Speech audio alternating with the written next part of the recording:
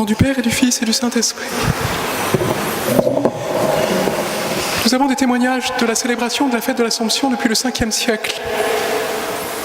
Mais vous savez que c'est Pie XII qui a défini ce dogme de l'Assomption le 1er novembre 1950 à Rome, de la façon suivante. Enfin, la très sainte Vierge Marie, préservée par Dieu de toute atteinte de la faute originelle, ayant achevé le cours de sa vie céleste, de sa vie terrestre, fut élevée corps et âme à la gloire du ciel et fut instituée par le Seigneur comme reine de l'univers et fut exaltée par le Seigneur comme reine de l'univers pour être rendue plus entièrement conforme à son Fils, le Seigneur des Seigneurs, victorieux du péché et de la mort. Marie, élevée au ciel, à la gloire du ciel, dans son corps et dans son âme, et exaltée comme reine de l'univers par Dieu lui-même. Et la liturgie de l'Église nous donne à contempler, pour participer de la gloire et de la joie de la Sainte Vierge Marie aujourd'hui, le signe du chapitre 12e de l'Apocalypse. La femme revêtue du manteau, revêtue du soleil comme d'un manteau, couronnée des 12 étoiles, qui terrasse le dragon. Cette femme, c'est l'Église d'abord.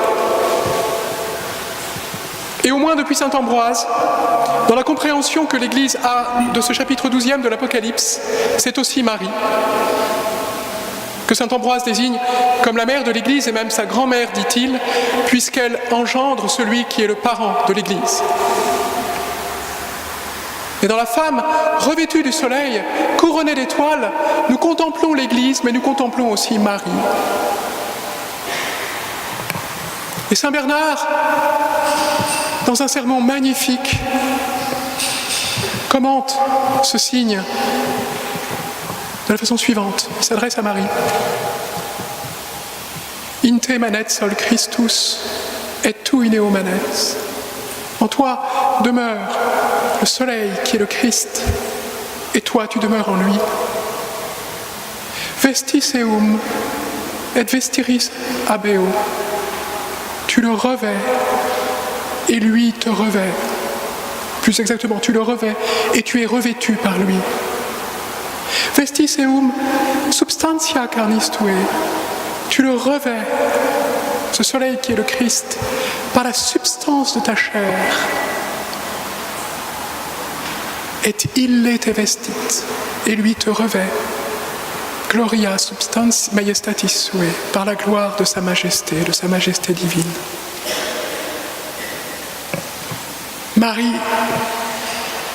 revêt son Fils de sa chair, et revêtant son Fils de sa chair, lui donnant cet habit qui lui permet de venir nous sauver dans son incarnation, eh bien elle-même, elle est revêtue par ce soleil, par cette majesté divine de celui qui est le Fils de Dieu. C'est ce signe-là que je voudrais regarder un peu plus avec vous maintenant. Il y a d'abord un mouvement descendant. Marie, et c'est elle qu'il faut regarder, pour voir ensuite le soleil autour d'elle et irradier de son sein virginal le monde entier et nous spécialement aujourd'hui. Marie est celle par qui ce soleil vient naître et se lever à la surface de notre histoire et de notre monde pour nous apporter le salut. Si Marie est préservée du péché originel, de la corruption de l'âme, de la concupiscence, comme le rappelle Pie XII dans la définition du dogme de l'Assomption, c'est parce qu'elle devait être la mère de celui qui est le 3 fois saint. Demeurer fidèle à cette grâce de l'Immaculée Conception, ayant accompli le dessein de son Fils, Étant restée fidèle, je le répète, elle est préservée au terme de sa vie, de la corruption, de la mort. Le projet du salut, la venue du Christ pour nous, la venue du Trois fois Saint désigne cette grâce unique de celle qui est vraiment la mère de Dieu, mais en même temps, il définit ce qui est le projet de Dieu pour nous tous dans cette incarnation, de nous faire échapper à la concupiscence du péché, à la corruption, de la mort. L'Assomption est une participation unique de la Sainte Vierge, une victoire, une participation unique de la résurrection du Christ. Mais à la suite de Marie, lorsqu'au dernier jour, si nous sommes fidèles nous aussi, et si Dieu le veut, dans son infinie miséricorde pour nous, nous ressusciterons au jour du jugement pour la vie éternelle, eh bien nous suivrons Marie, nous achèverons ce projet de sainteté et de salut de Dieu pour nous, en ressuscitant nous-mêmes à l'image de l'Assomption de Marie, de la résurrection de son Fils. Marie nous ouvre le chemin du ciel, elle est la première créature humaine qui participe ainsi de cette résurrection. Elle constitue pour chacun d'entre nous, cette Assomption de la Sainte Vierge aujourd'hui, la promesse que notre propre destin est fixé au ciel.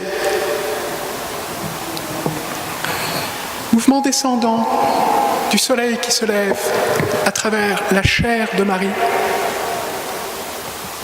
Mouvement ascendant pour nous, qui suivant Marie dans notre vie, pouvons nous rendre disponibles à ce soleil. Jésus est le chemin, est l'unique chemin. Mais sur ce chemin, il a placé sa mère pour qu'elle nous apprenne à nous rendre disponibles.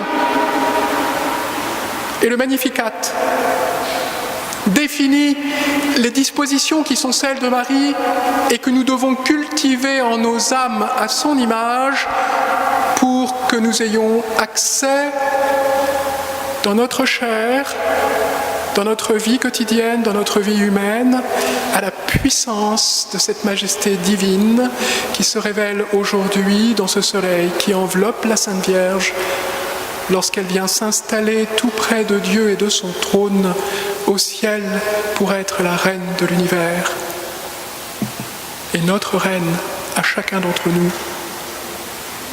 Marie se définit dans le Magnificat comme la pauvre servante. Vous savez, dans la vie du curé d'Ars, que celui qu'il appelait le grappin se manifestait à lui et venait le terroriser, mais que Marie venait secourir le curé d'Ars et que simplement son apparition faisait fuir le démon. Pas les éclairs de Zeus sur son Olympe, pas la toute-puissance de je ne sais quel signe céleste. L'humilité et la pauvreté de Marie, sa simplicité, font fuir le démon. Elle est la pauvre servante, toute disponible à ce soleil qui veut se lever en elle pour se lever en nous. Et c'est ce chemin de pauvreté qu'il a défini le mieux, y compris dans sa virginité. Marie renonce à tout, elle ne veut rien pour elle. Sa pureté, sa transparence, sa virginité sont la marque d'une disponibilité totale au projet de Dieu, à son Fils, et deviennent ainsi la source de la plus grande fécondité. Marie assume ainsi, dans sa virginité et sa maternité divine, à un degré éminent, l'intégralité du mystère de la femme, de la féminité, que les hommes aussi doivent vivre, ne serait-ce que parce que, faisant partie de l'Église, ils doivent eux aussi recevoir le Christ, se donner à lui, s'abandonner à lui, comme une femme s'abandonne à son époux. Cette pauvreté de Marie, qui se décline dans sa virginité, qui dit son humilité, Nous devons les prendre comme modèle. Nul attachement au bien de ce monde, nulle concupiscence d'aucune sorte, aucun désir déviant. Pourquoi ? Non pas parce que Marie renonce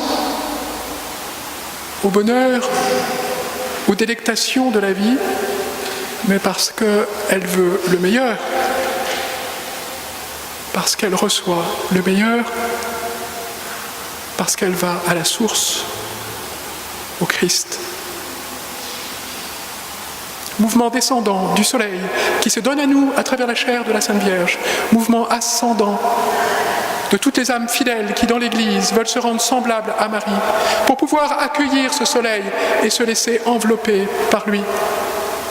Nous devons donc enfin, troisièmement, pour ceux qui sont consacrés à Marie aujourd'hui, renouveler leur consécration. Pour ceux qui ne sont pas encore consacrés à la Sainte Vierge, réfléchir à passer ce pas, de lui donner toute notre vie. Comment se fait-il, dit Élisabeth, dans l'évangile que nous venons d'entendre, que j'ai ce bonheur que la mère de mon Seigneur vienne jusqu'à moi ? Marie vient apporter le Christ à Élisabeth et le Saint-Esprit couvre Élisabeth et elle exulte de la joie de Saint Jean-Baptiste, mais de sa joie aussi, qui est la joie du Saint-Esprit. Marie vient en fait devenir l'instrument de son Fils pour qu'en Élisabeth aussi ce soleil se lève sous l'action de l'Esprit Saint. Comment se fait-il que Jésus sur la croix m'ait donné sa mère pour mère, lui qui sur la croix me réconcilie à son Père ? Il nous faut toute une vie, et encore c'est insuffisant, pour simplement prendre conscience de la tendresse de Dieu pour nous, de sa paternité divine, qu'il est là. Nous cherchons partout ailleurs, nous ne le regardons pas là où il est, en nous-mêmes. Alors Jésus nous donne sa mère, pour que nous puissions suivre ce chemin plus adapté à la faiblesse de notre nature. Ce chemin qui fut le sien aussi, de nous consacrer à Marie et de la suivre, pour apprendre la simplicité de cet accueil et pouvoir nous ouvrir à travers l'amour d'une mère à la tendresse du Père, à la tendresse de Dieu.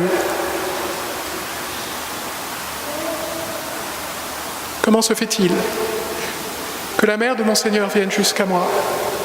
Marie monte au ciel, dans son âme et dans son corps. Elle est vivante, la reine de l'univers est notre reine. Dieu lui a remis le pouvoir, avec l'Esprit Saint, d'enfanter en nous son Fils, sous l'action de l'Esprit Saint.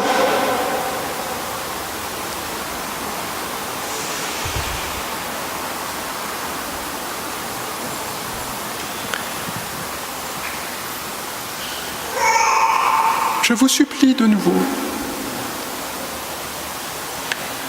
de dire votre chapelet, de le prier chaque jour en entier. Nous avons des discussions ici en ce moment parce que nous préparons la rentrée prochaine.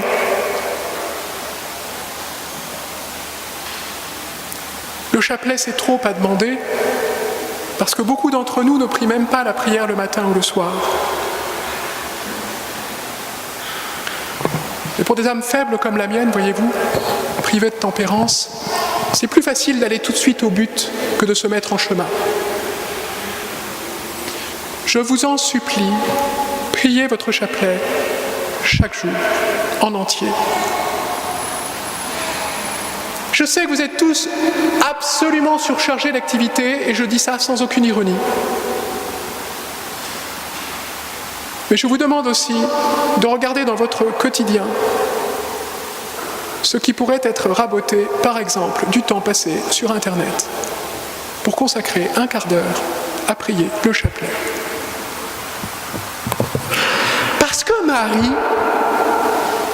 ne monte pas au ciel pour qu'il se referme derrière elle. Marie monte au ciel pour pouvoir exercer dans sa royauté sur l'univers cette maternité que Jésus lui a confiée sur la croix.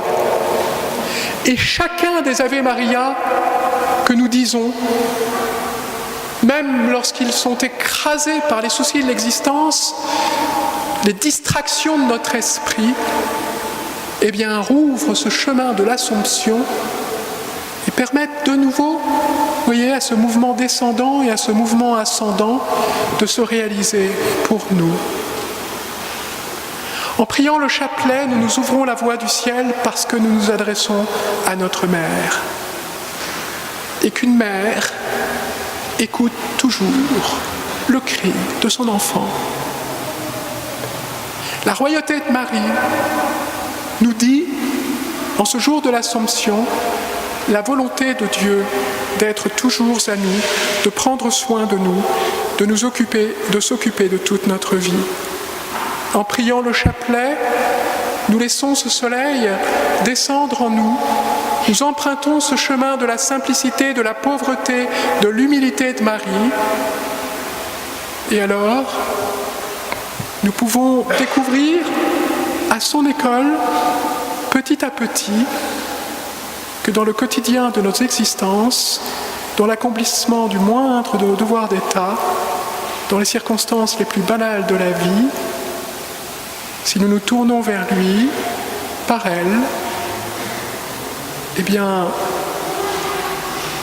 nous revêtons la présence de Dieu, de notre chair, et lui vient envelopper chacune de nos vies à travers elle de la gloire de sa majesté divine.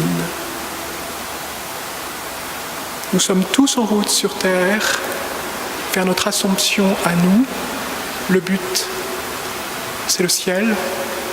Aujourd'hui, notre joie est immense de prendre mieux conscience de ce à quoi nous sommes destinés, de prendre mieux conscience que par l'intercession de Notre-Dame, ce destin peut s'accomplir dès maintenant, au nom du Père et du Fils et du Saint-Esprit.